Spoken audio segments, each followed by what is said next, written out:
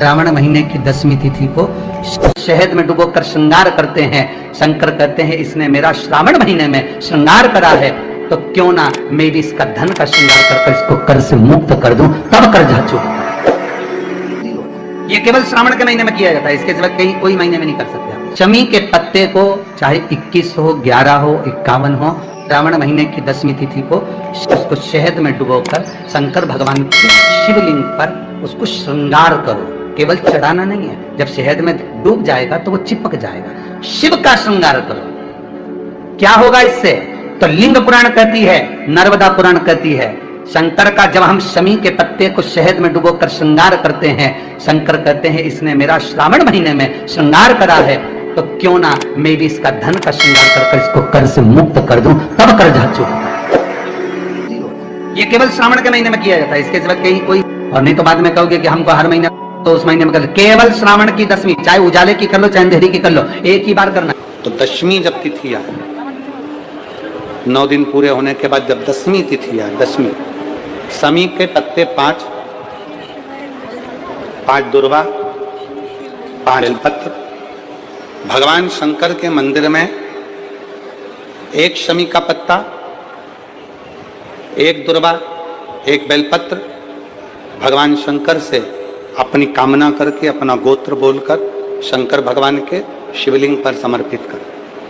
फिर दूसरा पत्ता, दूसरा शमी पत्ता, दूसरी दुर्वा, फिर शिव जी पे समर्पित कर। 5 पत्ते शमी के, 5 दुर्वा, 5 बेलपत्र समर्पित कर 1 लोटा जल 3 बार शंकर जी को उसी जल से 3 बार समर्पित करें। अपनी कामना कर चढ़े हुए जल का भाग थोड़ा सा लेकर आए, घर के दरवाजे पर, व्यापार के स्थान पर उसका सिंचन करें और हृदय से बाबा से प्रार्थना करें, बाबा तेरे भरोसे हूँ, बहुत चिंता है, बहुत टेंशन है, कर्जा बहुत है, दुख बहुत है, व्यापार चल नहीं रहा, तुझे समान। हमारा विश्वास करता है 3 महीने के अंदर जहां भी कथा होगी वहां आपका खुद का महीने की 10वीं तिथि कि मेरे बाबा ने मेरा हाथ पकड़ा, मेरे शिव ने साथ। शमी के वृक्ष के नीचे, बेलपत्री के वृक्ष के नीचे अगर भूल से भी बच्चा, बूढ़ा, कोई व्यक्ति एक पार्थिव शिवलिंग का निर्माण कर लेता है, भूलवश भी उस पे जल समर्पित कर देता है, भूलवश भी उसके भाव से पुष्प या शमी पत्र या बेलपत्र भी चढ़ा देता है, तो वो इस संसार में कहीं ना कहीं सुख भोगता ही है, उसके जीवन में दुख नहीं। शमी पत्र की मूर्ता, शमी पत्र की मूर्ता, शमी का पत्र समर्पित की गई शमी का एक पत्ता, महादेव को अगर एक शमी का पत्ता समर्पित कर दिया जाता है तो जिंदगी में कभी वैभव और धन की कमी नहीं आती।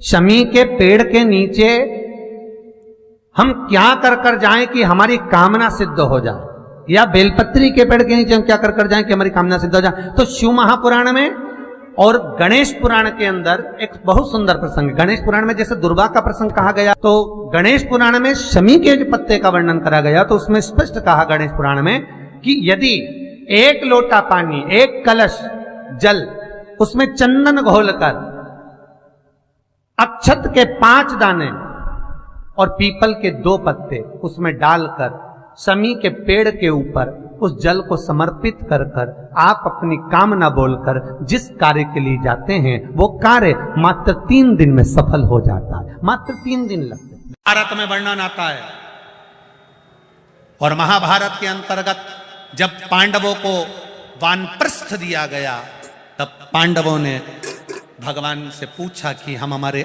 शस्त्र को, हमारे औजारों को हमारे अस्त्र शस्त्र को कहाँ रखें।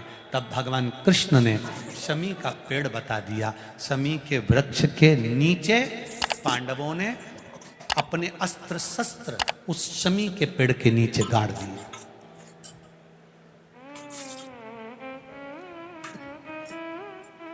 शमी के वृक्ष के नीचे अस्त्र शस्त्र को गाड़ा गया।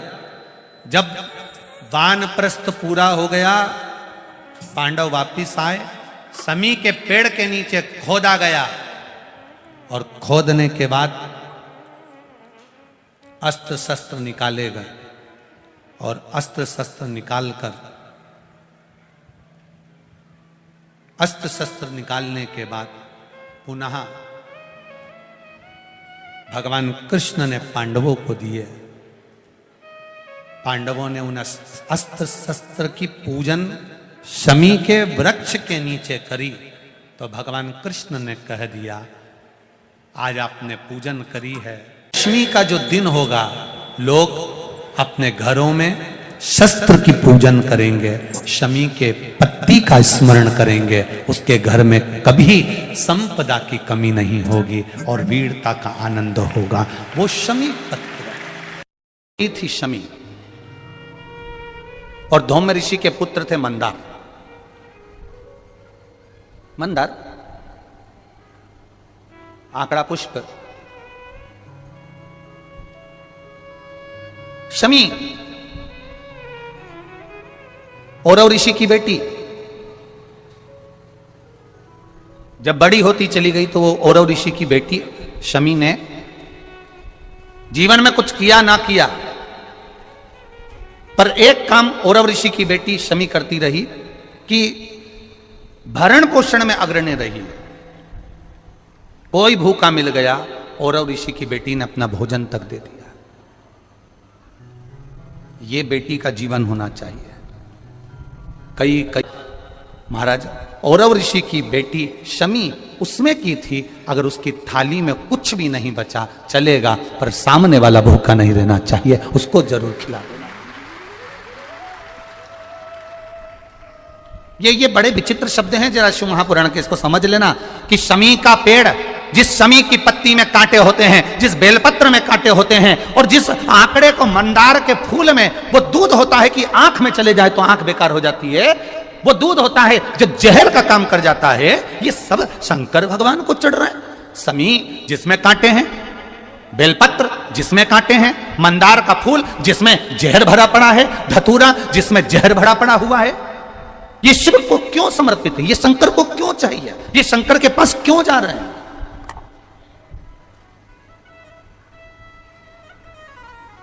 क्यों?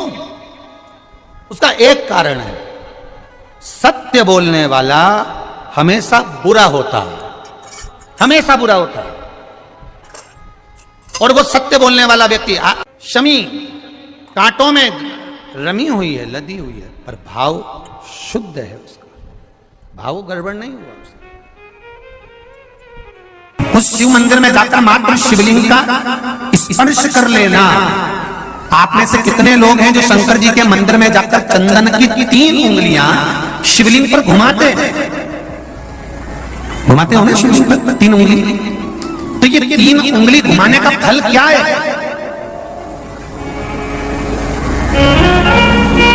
क्या फल है? इस शिवलिंग पर ये 3 उंगली घुमाई जाए तो इसका फल क्या है? तो आपको लगेगा भगवान शंकर को त्रिपुंड लगाना है। बोलो सही है गलत है? आप तो यही सोचोगे ना कि शिव जी को त्रिपुंड लगाया गया है, पर नहीं।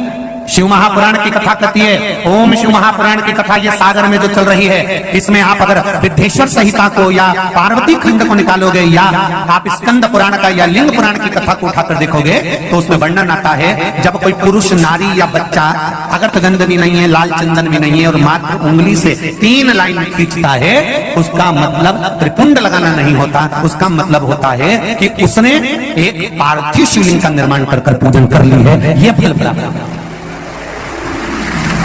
उसका फल ये प्राप्त होता है।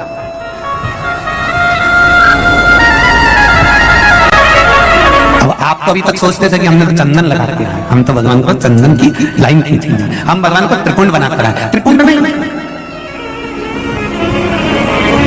भगवान शंकर को आपने त्रिपुंड लगाया वो अपनी जगह पर है, पर भगवान शंकर को जो आपने 3 लाइन खींची है, हाथ का जो स्पर्श कर कर घुमाया है, इससे पार्थिव शिवलिंग के निर्माण का फल प्राप्त हो जाता है।